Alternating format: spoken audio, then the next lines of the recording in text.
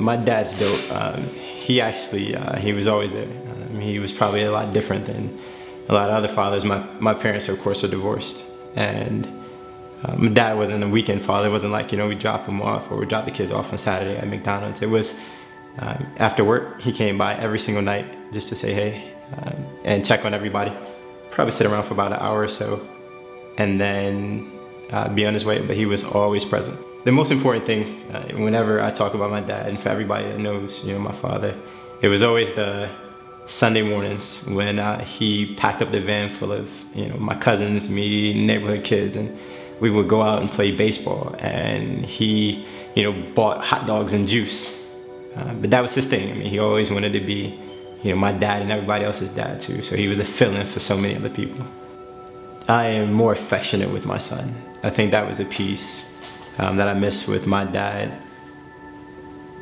He lost his mom real young. His dad raised 4 boys by himself, so they don't have that emotional connection to people in general.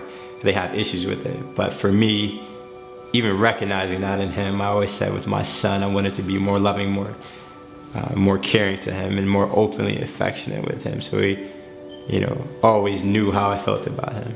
Yeah, if I probably have to break it down. Like, I think Sydney, she was, of course, born underweight slightly.